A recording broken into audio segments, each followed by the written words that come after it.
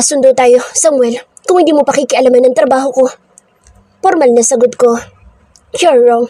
Magkakasundo tayo kung hindi ka makikialam sa problema ng organisasyon ko.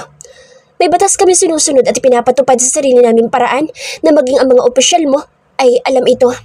Accept the reality na ang member ng organisasyon ko ay sakop ng batas na hindi mo pwedeng pakialaman.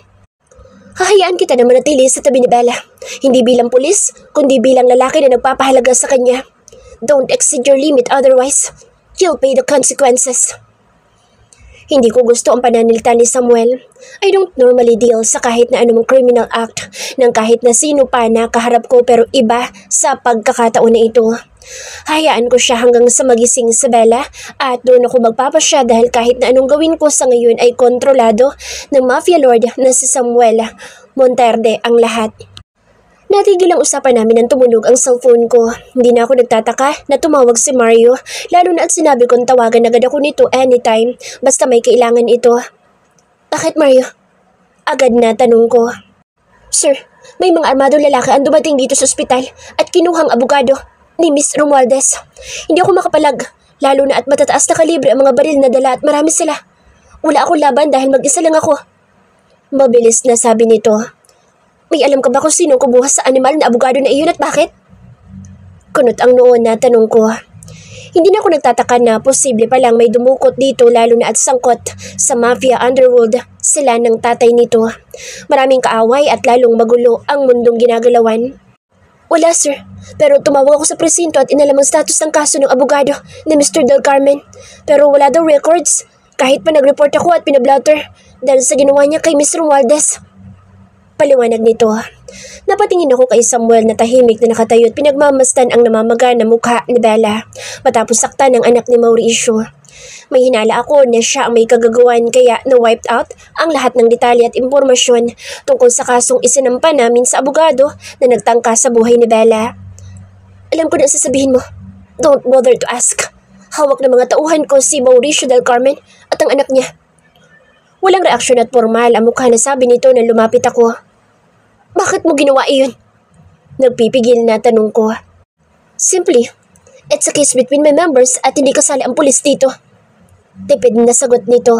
Gusto kong magtanong kung anong balak niya at gagawin pero hindi na ako nag-abala, lalo na at mukhang may sariling mundo ang taong kaharap ko. Akala siguro niya hindi siya kabilang at ang mafia organization na sinasabi niya sa populasyon ng bansa at may sarili silang mundo at batas na sinusunod. Nag-init ang ulo ko pero hinayaan ko siya. Siguraduhin mo lang na tamang justice ang ibibigay mo at hatol sa kanila. Hindi ko gustong ginawa mong pakikialam sa kasong isinampa ko sa demonyo na iyon. Pero hindi na ako makikialam pa.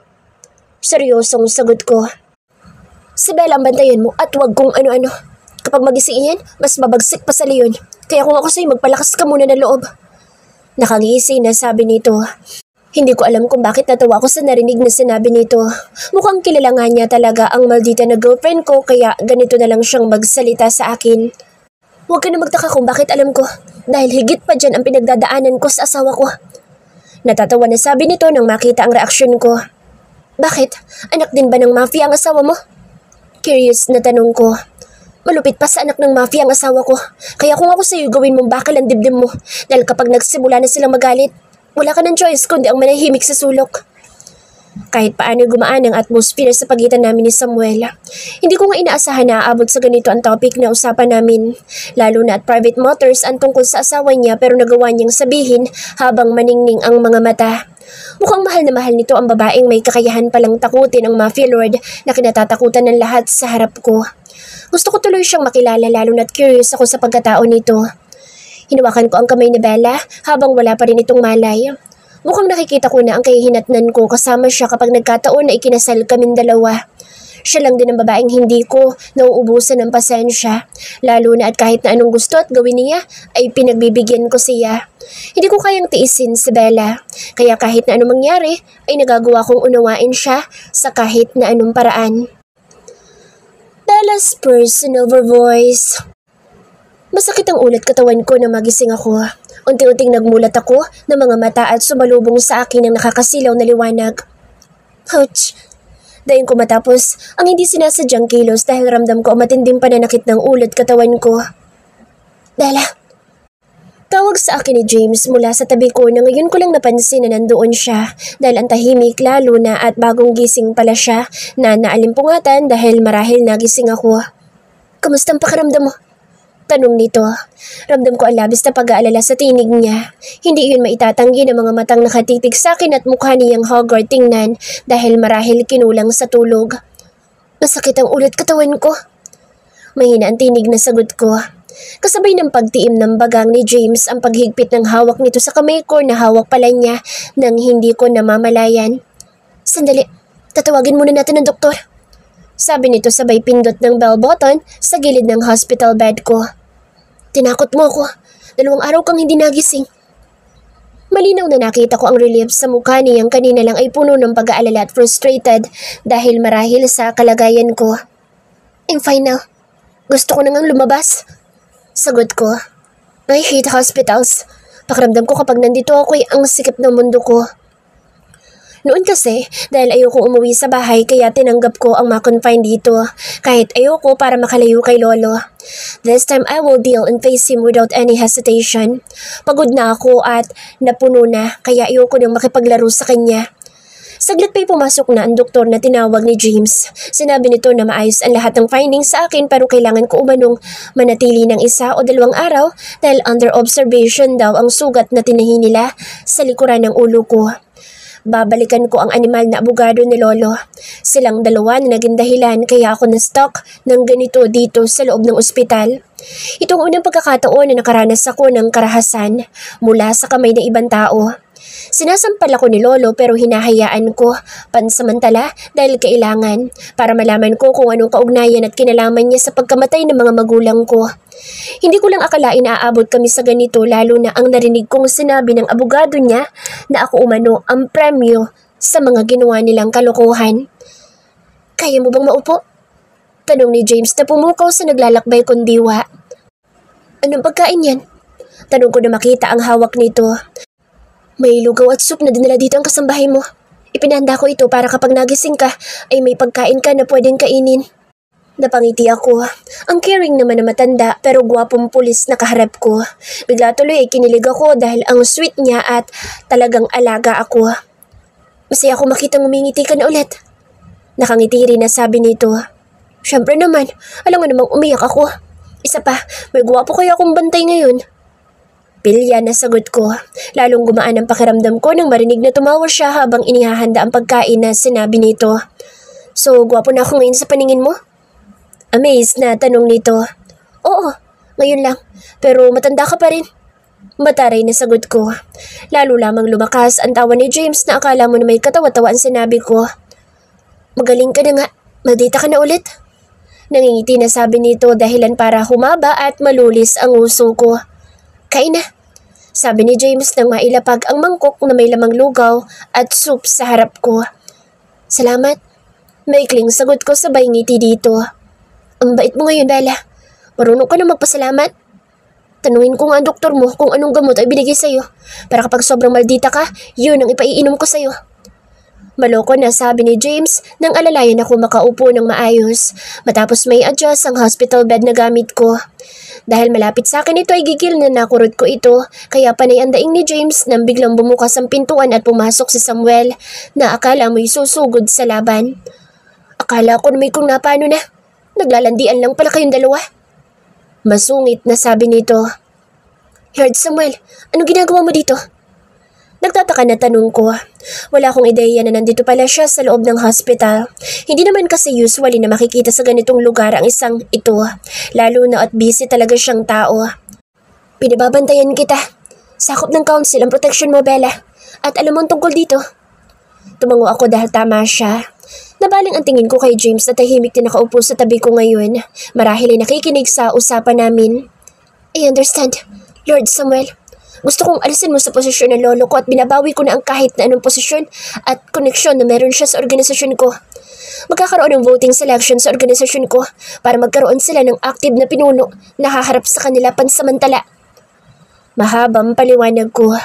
Malaking revelasyon ang narinig ko nang sabihin ni Lord Samuel na hindi umano tunay na anak ni Lolo si Mommy kahit legal na anak niya ito ayon sa mga documents na meron siya. Hindi na ako nagtataka dahil sa totoo lang ay malaki ang hinala ko na hindi nga niya anak si Mommy sa paraan kung paano niya kami itrato. Kaya ganoon na lang kung ituring niya ako. Gaya nga ng nakikita ko, yaman at kapangyarihan lamang ang habol niya sa akin mula simula, kaya bigla na lang siyang nakialam sa lahat ng meron ako. Gusto kong alamin kung totoong last will and testament ay pinakita ni Lolo at ng demonyo na abogado niya sa akin. Mariing sabi ko. Higit kanino man, si Lord Samuel ang may kakayahan na alamin ang totoo sa lahat ng nangyari sa buhay ko. I supposed to ask him before pero nag-alangan ako lalo na tapakarami niyang problema at kaso na hinahawakan ng council. Don't worry, Bella. Hukay natin ang lahat mula sa bulok na pagkatao ng mga animal na iyon. Sagot nito. Ilang usapan pa na magitan sa amin habang tahimik na nakikinig si James. Hindi siya nagtangka na sumali sa usapan namin at binigyan ako ng pagkakataon na sabihin kay Lord Samuel ang lahat, maging ang mga hinala ko. Pahinga ka muna. Kailangan mo iyan para mabilis na gumaling ka at makarecover. Malambing na sabi ni James nang kunin ang mga ginamit ko at matapos kumain. Ilang araw akong nanatili sa hospital. Walang araw na hindi ko kasama si James na abala din sa trabaho, kaya dala nito ang laptop niya sa loob ng silid ko. Welcome home, Miss Bella. Magalang nabati sa akin ang bumungad nang pumasok ako sa loob ng mansyon. Umikot ang mga mata ko at sinuyod ang paligid. Karamihan ng mga bagong mukha sa paningin ko. Ito rin naman ang inaasahan ko matapos na naging usapan namin ng pinuno ng council. Gusto mo bang umakyat muna sa itaas? Tanong ni James sa tabi ko. Umiling ako at sinabing gusto ko maupo sa sofa. Ang sarap kasi sa pakiramdam na nakawala ako sa mahigpit na pagkakahawak ng peking lolo ko sa kalayaan ko. Okay ka lang? Simple at tipid ng ngiti ang isinagot ko sa kanya sabay patong ng ulo sa balikat nito. Ramdam ko kung paanong pumulupot ang mga braso niya sa bewang ko at kinabig ako sabay yakap ng mahigpit. Namiss kitang yakapin ng ganito, Bella. Bulong ni James sabay halik sa ulo ko. Me too. Mahinang sagot ko. Masarap pala sa pakiramdam ang ganito na kaya ko siyang yakapin sa loob ng sarili kong bahay nang hindi nag-aalala na makita ng kung sino at malayang kasama siya. Sir James, saan ko ilalagay ito? Nakangiti na tanong ng tauhan ng katabi ko habang hawak ang ilang gamit ko mula sa ospital na kinuha sa likuran ng sasakyan. Bella, sandali. Bumitaw ito sa akin at nilapitan ng tauhan na narinig ko pa na sinabihan si James na ang sweet daw namin dalawa matapos kumindat-kindat pa. Hatid ko muna ito sa silid mo, sabi ni James na bumaling sa akin. Okay, akit na rin ako. Sagot ko. Gusto ko kasing maligo at palitan ng suot ko ng komportable na damit na pambahay ko. Sabay na umakyat kami at iniwan ko siya para maligo pero gaya ng dati ay nadatnan ko pa rin siya sa loob ng silid ko nang lumabas ako sa wardrobe ko. Lumapit ako sa kanya na nakaupo sa sofa at naupo sa tabi mismo ni James pero agad na binuhat ako paupo sa kandungan niya. Pati ito, namiss ko ng sobra. Bulong ni James sabay yakap ng mahigpit sa akin. Napabuntong hininga ako kasi hindi ako makasagot nang sumubsob siya sa leeg ko at patak-patak na hinalikan. James, daing ko dahil iba na naman ang epekto nito sa katawan ko, lalo na't lalong humihigpit ang yakap niya sa akin. Masaya akong kasama kita ng ganito, na pwede kitang yakapin tulad nito kahit sa ang sulok ng bahay mo. Paus na sabi nito. Huwag kang malandi, James, kalalabas ko lang ng ospital. Nakasimangot na sagot ko. Natawa ito habang hindi pa rin inaalis ang muka sa leeg ko. Don't worry, hindi kita papagurin. Lalandiin lang kita. Malanding sabi nito sabay pasada ng labi sa balat ko. Inaakit mo na ako eh. Maktol ko. Ito lang? Malambing na sabi nito. Bahala ka kapag nanigas yan, wag mo ko sisisihin na sumakit ang puson mo. Magbariyang palad ka. Bubulong-bulong na sagot ko. Natigilan ito sa kabahagyang lumuwag ang pagkakayakap sa akin. Saan mo natutunan yan, Bella? Nakasimangot na tiningnan ko ito. Ano akala niya sa akin dahil basta siya ang nakauna sa akin, meaning inosente ako sa mundo? Bakit Bella na lang ang tawag mo sa akin? Nakasimangot na tanong ko. Hindi naman ako inosente sa mundo. May kaibigan akong nauna sa akin tumikim kaya may ideya ako. Mataray na sagot ko. Isa pa nga pala. Tinuruan mo na ako, so bakit nagtataka ka pa kung saan ako natuto? Tuloy-tuloy na sagot ko. Ang bibig mo, Bella. Kapag narinig ko na magsalita ka pa ulit ng ganyan tapos may ibang tao sa harap mo, mananagot ka sa akin.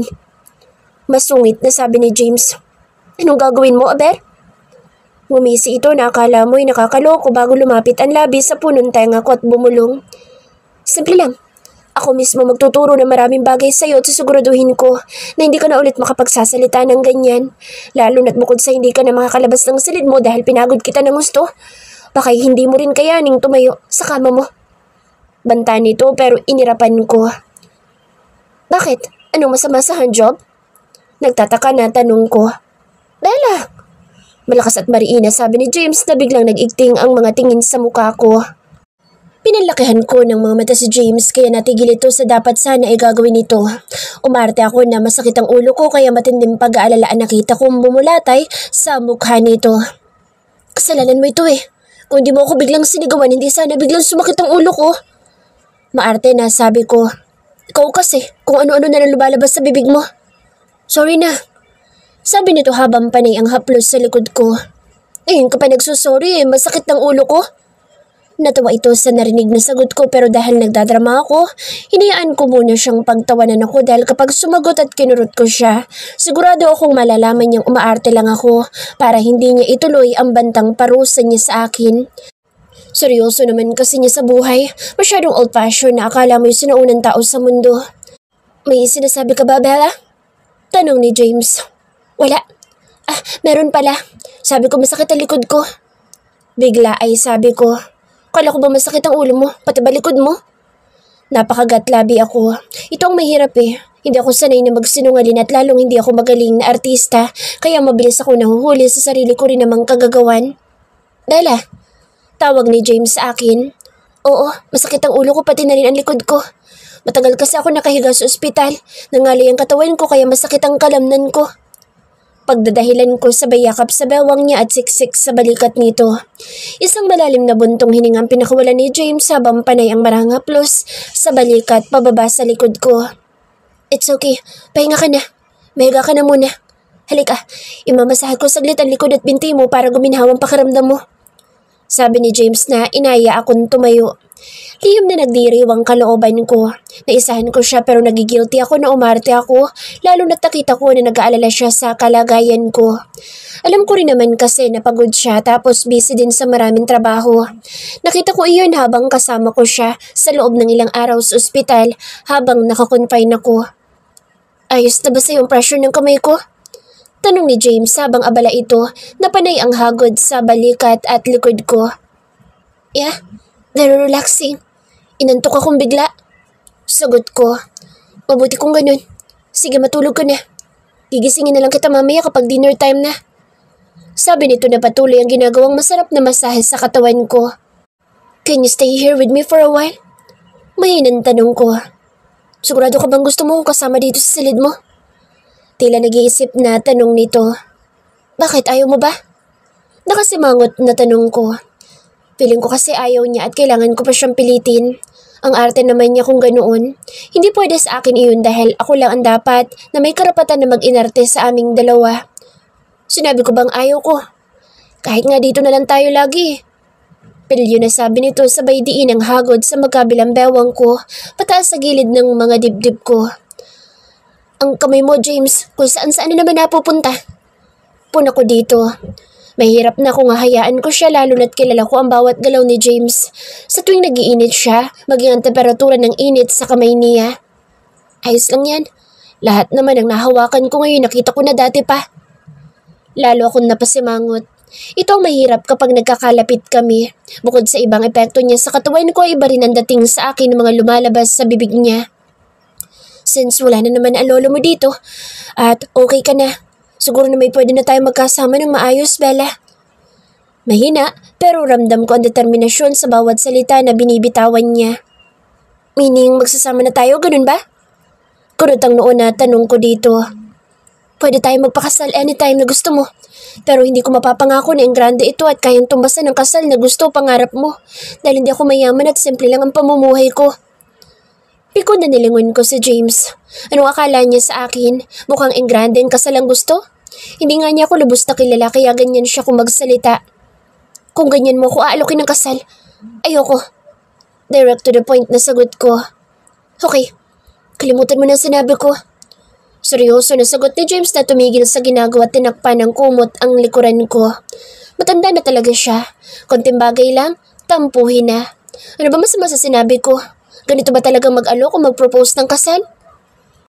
Ayos lang naman ako sa simpleng kasal na sinasabi niya pero hindi ko nagustuhan na ganito niya ako kausapin ng tungkol doon. Nakala mo'y nag-aya lamang siya na bibili kami ng siopaw sa kanlaon sa labas ng subdivision. So hindi mo ko tatanungin kung bakit? Inis na tanong ko na umikot at umayos ng pagkakaupo habang nakasimangot na tinanong ito nang sumandig ako sa headboard ng kama ko. Sinabi mo na ang sagot mo sa tanong ko. Okay na. Nagsalubong lalo ang kilay ko sa inis. Talagang pinanindigan niya ang naging sagot ko. Ayoko ng ganito na nag-a-assume siya without asking me kung bakit ganito ang naging sagot ko. So meaning ayaw mo sa akin? Taas noon na tanong ko. Siguro yung nabigla at nagunuhan sa James kaya hindi agad ito nakasagot at maang na napatingin sa mukha ko. Hindi ba't ikaw may sabi na ayaw mo sa akin? Hindi ko mawari ang emosyon na meron siya pero ramdam ko ang lungkot sa pananalita ni James. Kainis ka. Dapat ikaw itong matanda sa akin. At dapat mas mahabang pasensya at marunong umintindi. Pero isip bata ka rin pala. Mataray na bulyaw ko dito. Ano ba ang gusto mo talaga, Bella? Tanong pa nito. Ang slow mo. Palibasa matanda ka na kaya siguro hindi mabilis gumana yung brain cells mo. Inis na sagot ko. Saan ka ba nakakita na nag-aalok ng kasal habang nakahubad ako sa ibabaw ng kama ko tapos kung alukin mo ko para bang niyayaya mula ako lumabas lang ng silid ko? Tuloy-tuloy na sabi ko. Nagtatampo ako. Bakit ba ganito ang mga lalaki? Ang hirap nilang makaramdam. Hindi ba talaga niya alam ang essence ng tamang pag-alok ng kasal? Siguro masyado lang infected ang isip ko ng mga proposal na nakita ko sa magazine kaya iba ang dating sa akin ng ganito. Kita ko na napahilamos ito na mukha dala marahil ng matinding frustrations dahil sa ugali ko. Sige, bukas na kita aalukin ng kasal. Bibili muna ako ng singsing at bulaklak. Sigurado naman na nakabihis ka ng maayos bukas. Nangingiti na sagot na nito. Dapat ganoon talaga para maganda ako sa selfie ko. Alam nga naman na naka-90s na naman ako magpapapicture kasama ka eh. Baka lalong namuti ang mga buhok mo sa galit. Pilya na sagot ko. Huwag mo talagang subukan na gawin ulit iyon dahil itatapon ko lahat yung mga ganyang damit mo. Seryoso na sabi nito. Ang pangit mong kabonding sa totoo lang. Taig mo pa ang sinaunang tao. Baka naman sa susunod, puro round neck at long sleeve na at mahabang skirt ang pasuot mo sa akin. Sinasabi ko sa'yo, James, hindi ko gagawin iyon. Hindi ako gaya na mukhang principal na babae may gusto sa'yo dun sa lugar mo. Na ganoon ko manamit. As in, iyoko. Mataray na sagot ko. Tumawa lang ito na muling naupo sa gilid ng kama ko. Ang advance mo mag-isip? Natatawa na sagot ni James. Siyempre, pakaalaman mo na ang lahat. Huwag lang mga damit ko, sapatos at makeup ko. Nagkakaintindihan ba tayo, ha? Tanong ko. Mabuti kasi na ngayon pa lang ay alam niya na kung anong stand ko sa ganitong sitwasyon. Para sa huli hindi namin pag-awayan ng tungkol dito lalo na at laging niyang tinitingnan ang suot ko sa tuwing lalabas ako ng silid ko. Okay, hindi ako makikialam sa suot mo dahil kapag tayo na lang naman ang dalawa ay hindi mo na kailangan ng mga iyan lagi. Nakangisi na sagot nito na ikinapula ng mukha ko. Inirapan ko si James. Iba na naman kasi ang itinatanim niya sa utak ko. Dahil ko pa nag-iisip na naman ng kung ano. Masama pa rin ba ang pakiramdam mo? Bigla ay tanong nito. Hindi na. Ay, oo pala. Nabuhol na sagot ko. Langya, ang layo kasi ng usapan namin tapos bigla na naman niyang binanggit ang tungkol sa pagdadrama ko. Kaya ang epekto, heto, magulo na naman ang sagot ko bagay na tinawanan nito. Sa tingin ko may hinala na itong matandang pulis sa harap ko. Ang lakas kasi ng pang-amoy daw niya kung nagsasabi ng totoo at hindi ang isang tao. Mabilis na lumipas ang 3 araw. Naging maayos ang lahat sa bahay maging sa pagitan namin ni James. Obviously, alam na ng mga tao sa paligid namin ang ugnayan namin dalawa, lalo na at parang ahas na lagi na lang na nakalingki si James sa akin kahit saan sa bawat sulok ng bahay ko. Miss Bella, pinasusundo po kayo ni Sir. Sabi sa akin nang bumungad na si Marius sa harap ko. Bakit ikaw ang susundo sa akin? Nasaan si James? Nakataas ang kilay na tanong ko. Naka-duty po, Miss Bella. Pinagalitan ng opisyal namin kasi laging lutang at wala sa sarili. Iniisip ko siguro lagi. Sagot nito. Lalong tumas ang kilay ko lalo na't hindi ko alam kung nakangiti nga ba siya o nakangisi na sinimangutan ko. Ayoko sumama sa'yo. Mataray na sagot ko sabay kuha ng clutch bag ko sa center table sa sala. Kanina pa ako nakabihis at syempre nagpaganda ng sobra dahil may usapan kami ni James na lalabas. Pero hindi siya tumupad sa usapan na susunduin ako. Ay, parang awa mo na, miss. Huwag ganyan. Mananagot ako kay sir kapag hindi kita naisama. Baka itapon niya ako sa kalsada. Magbantay ng trapiko. Masusunog ang balat ko. Ayoko doon. Madrama na sagot nito. Tigilan mo ako at umalis ka sa harap ko. Mataray na sagot ko dahil kumukulo ang dugo ko. Ang ganda ko at ang sexy ko ngayon tapos hindi ako sinipot sa first date namin. Sinong hindi iinit ang ulo, lalo na kung tulad ko na walang pasensya na pinaghintay pa ako tapos mauwi sa ganito. Sabihin mo sa opisyal mo, ayokong pumunta. Sabi ko sabay hakbang palayo dito. Hala, sayang naman miss. Ang ganda pa naman ng setup dun sa restaurant. Inubos to sir ang 2 buwan na sahod niya para sa perfect arrangements tapos hindi ka pa nasisipot. Kung alam ko lang, kumuha na ako ng maraming bulaklak doon at dinala ko sa bahay ng nililigawan ko. Baka sakali pa, nasagutin ako. Madaldal na sabi ni Mario. Tumigil ako sa paglalakad at nilingon ito. Totoo ba ang sinabi mo? Kapag pumunta ako doon at nahuli ko na niloloko mo lang ako para makapunta doon, itatapon kita sa labas ng bahay na ito at hindi ka na makakatapak dito. Naintindihan mo? Yes, Miss Bella. Sure naman ako kaya makakaulit-ulit ako dito. Kumakamot sa ulo na sagot nito. Ano pang hinihintay mo? Let's go! Hindi ko na hinintay ang sagot nito, sabay hakbang palabas ng pintuan. Miss Bella, anong sasakyan ang gagamitin natin ngayon? Tanong na naman nito. I want my Ferrari, the red one. Sagot ko. Paborito ko kasi itong sasakyan kaya kahit nabasag ang salamin nito, nang makidnap ako ay pinagawa ko ulit. Kahit pag gumastos ulit ako ng 1,000,000, at least bumalik ito sa dati. Miss Bella, hindi ako marunong magmaneho niyan. Reklamo na naman ito.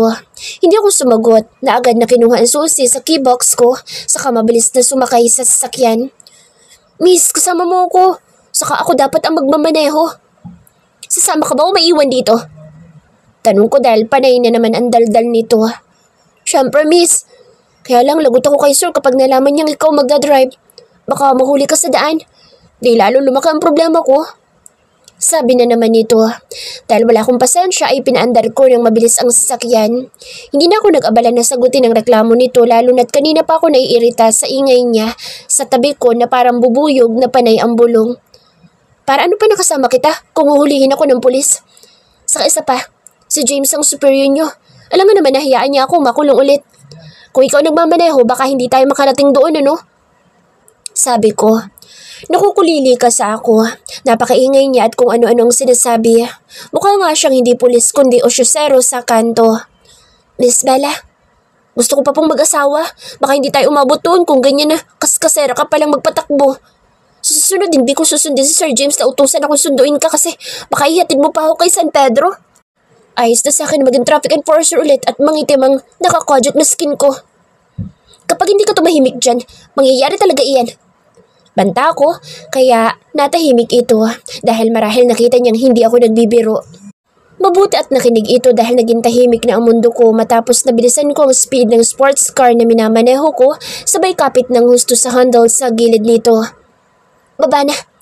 Utos ko matapos na biglang park ng sasakyan ko nang makarating kami sa hotel na sinasabi ni Mario.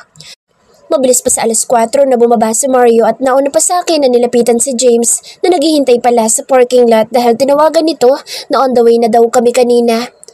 Ano nangyari? Bakit ikaw nagmamaneho? Seryoso na tanong ni James nang agad na lumapit sa akin nang makababa ako. Sir, lumipad pati kaluluwa ko. Grabe kakaskasera niyang magmaneho.